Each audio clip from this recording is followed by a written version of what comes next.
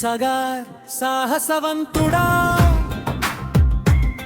Mysterious ప్రదేశానికి వెళ్ళే దారిలో ధైర్యంగా అడుగులు వేస్తూ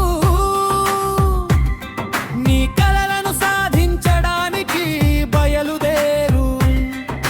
చీకటి రాత్రిలో వెలుగు వెళ్ళి విరిసేలా నీ ధైర్యం అందరికీ ఆశ్చర్యం కలిగిస్తుంది.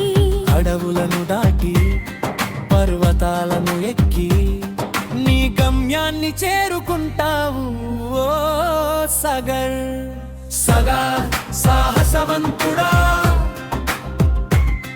మిస్టీరియస్ ప్రదేశం